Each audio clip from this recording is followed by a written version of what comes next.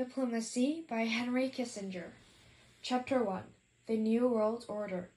Almost as if according to some natural law, in every century there seems to emerge a country with the power, the will, and the intellectual and moral impetus to shape the entire international system in accordance with its own values.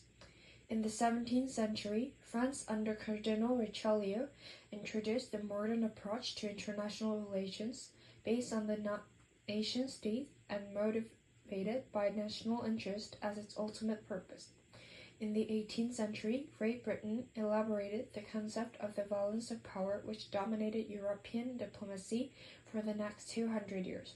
In the 19th century, Metternich, Austria reconstructed the concept of Europe, and Bismarck's Germany dismantled it, reshaping European diplomacy into a cold-blooded game of power politics. In the 20th century, no country has influenced international relations as decisively and at the same time as ambivalently as the United States. No society has more firmly insisted on the inadmissibility of intervention in the domestic affairs of other states, or more passionately asserted that its own values were universally applicable. No nation has been more pragmatic in the day-to-day conduct of its diplomacy, or more ideologic in their pursuit of its historic moral convictions.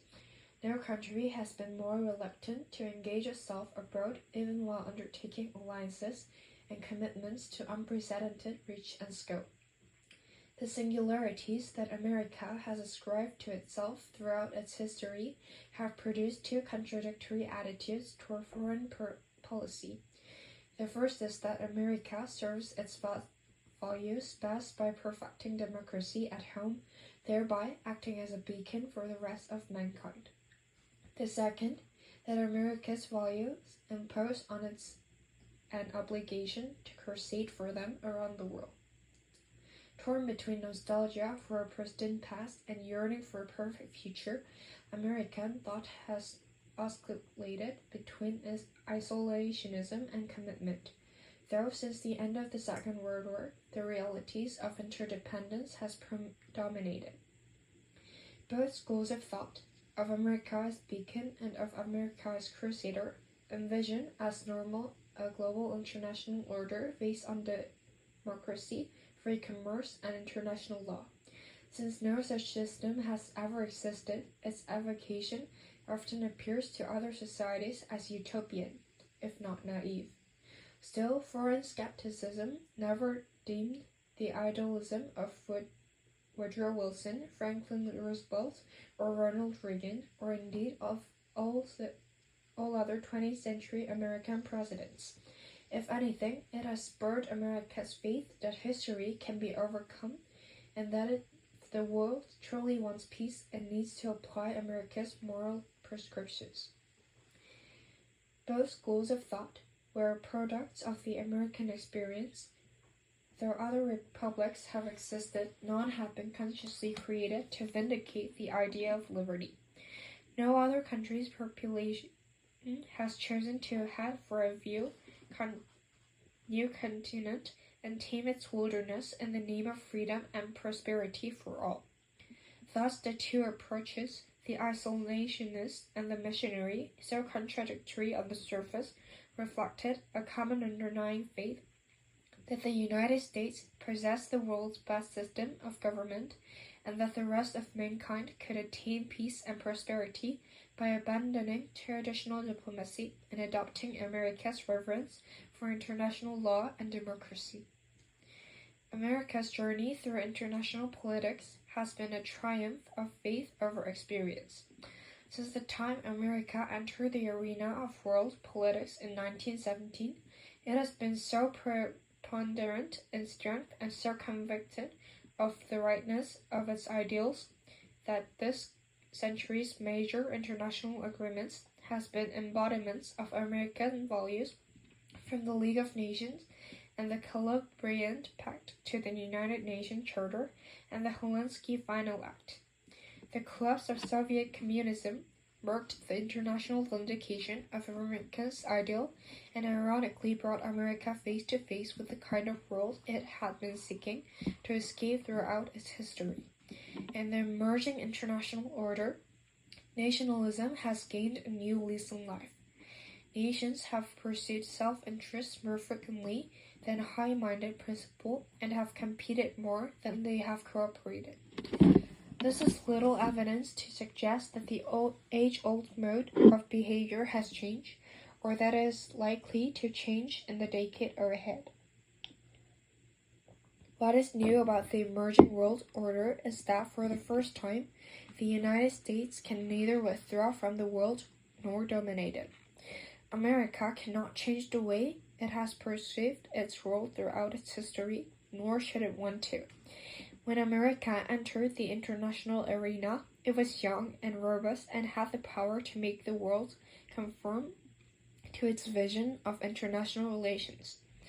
By the end of the Second World War in 1945, the United States was so powerful, at one point about 35% of the world's entire economic production was American, that it seemed as if it was destined to shape the world according to its preferences. John F. Kennedy declared confidently in 1961 that America was strong enough to pay any price, bear any burden, to ensure the success of liberty. 3 decades later, the United States is in less of a position to insist on the immediate realization of all its desires. Other countries have grown into great power status. The United States now faces the challenge of reaching its goal in stages, each of which is an amalgam of American value and geopolitical necessities. One of the new necessities is that a world comprising several states of comparable strength must base its order on some concept equilibrium, an idea with which the United States has never felt comfortable.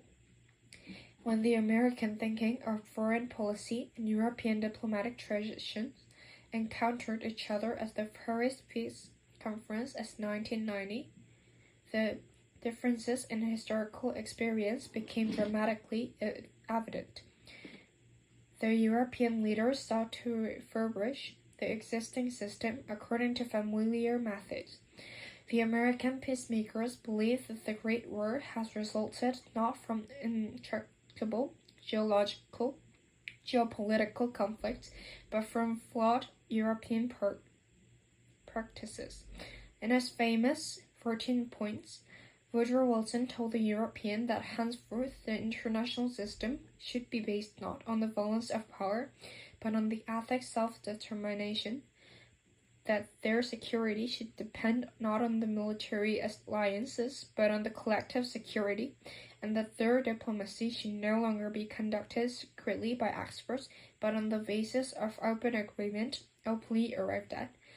Clearly, Wilson had come not so much to discuss the terms for ending a war or for restoring the existing international order, as he had recast a whole system of international relations as it has been practiced for nearly 3 centuries.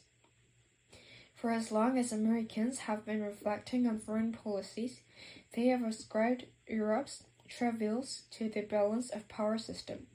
And since the time Europe first had to concern itself with America's foreign policy, its leaders have looked askance as America's self-appointed mission of global reform.